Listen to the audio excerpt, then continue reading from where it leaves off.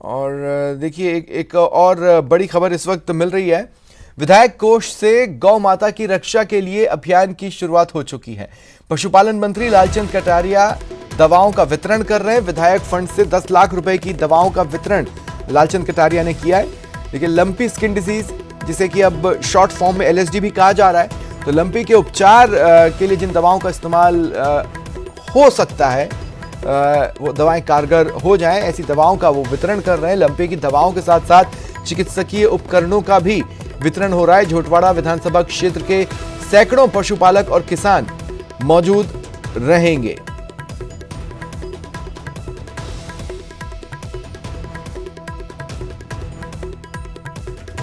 और चलिए, सहयोगी राकेश शर्मा इस वक्त मेरे साथ जुड़ रहे हैं। मुझे बताया जा रहा है कि उनके साथ पशुपालन मंत्री लालचंद कटारिया भी हैं। राकेश, जिस तरह से हाल के दिनों में माननीयों का फंड देना न देना सुर्खियों में बना, और जिस तरह से हम आज देख रहे हैं कि एक विधिवत बड़ी जंग का ऐलान हो रहा है, अब इसे देर आए दुरुस्त आए कह सकते हैं या नहीं, इस पर जरूर रिएक्शन लीजिएगा, बातचीत करें।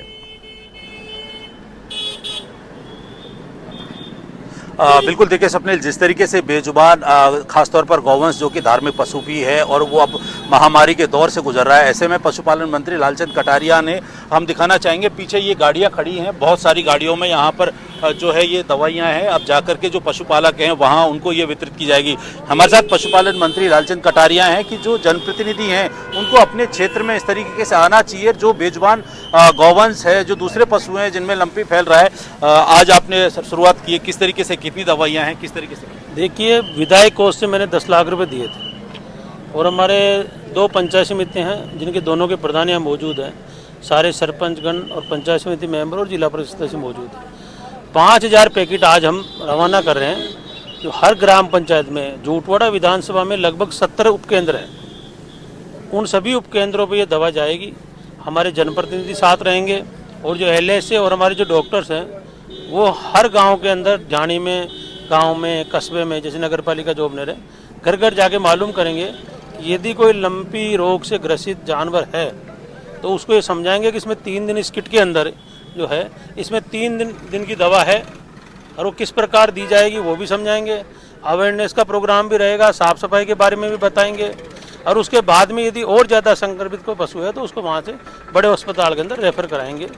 आज झोटवाड़ा विधानसभा में जो मैंने 10 लाख रुपए विधायक कोष से दिए थे, उसकी दवा हमने रवा। हालांकि दवा पहले से उपलब्ध है, पर फिर भी बार बार बातें आती है गांव में, किसानों के ढाणियों में, क्योंकि लोग दूर दराज में रहते हैं। तो ये एक तरह से अवेयरनेस प्रोग्राम भी है और जो ये दवा आई है इसको घर घर वितरण का भी है, ताकि गौ माता को बचाया जा सके। दूसरे जो जनप्रतिनिधि हैं, खासतौर पर विधायक, सांसद, उनको भी अपने क्षेत्रों में इस तरह की, क्योंकि अभी गौवंश पर बड़ा संकट है, उनको आना चाहिए, पशुपालक परेशानी में है। देखिए, मुख्यमंत्री जी खुद अपील कर चुके हैं जनप्रतिनिधियों के लिए, और मेरा तो ये भी कहना है कि कुछ हमारे बहुत सारे विधायक साथियों ने ये काम किया भी है। काफ़ी बड़े लेवल पे काम हुआ है, विधायकों ने अपने कोष से पैसे दिए हैं और दवाइयाँ उनके विधानसभा क्षेत्र में वितरित की गई है। और उसी का परिणाम है कि आज जो हमारी रिकवरी रेट है, जो मृत्यु की दर है, वो काफ़ी कम हुई है।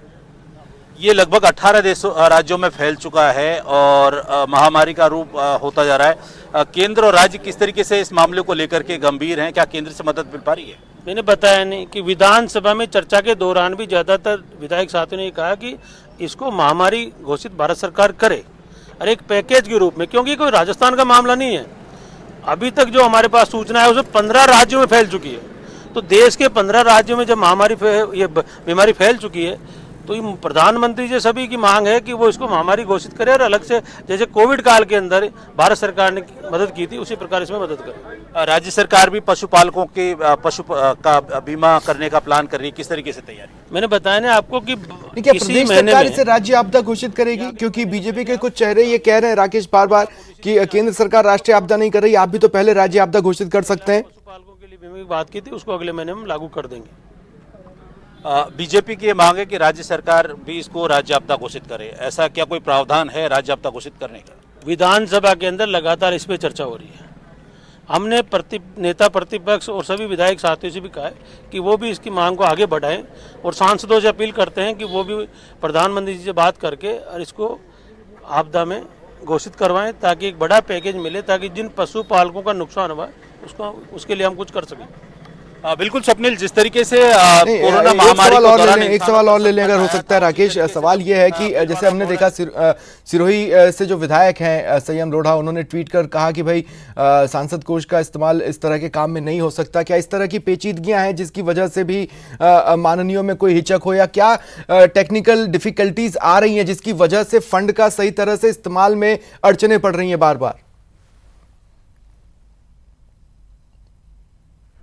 बिल्कुल, कुछ जो बीजेपी के नेताओं ने इस तरह के कमेंट किए हैं कि जो सांसद कोष है उसका उपयोग इस बीमारी के दौरान नहीं किया जा सकता। क्या ऐसी तकनीकी कुछ पेचीदगियां हैं? मुझे मालूम है कि कई हमारे सांसद महोदय ने अपने पत्र लिखे थे, कहीं 16 लाख रुपए दिए गए हैं, कहीं 10 लाख रुपए, कहीं 20 लाख रुपए। और सांसद कोष में जब से ऊपर उस सांसद निधि में परिवर्तन भारत सरकार नहीं करेगी तो वो पैसा सांसदों का काम ही नहीं आएगा।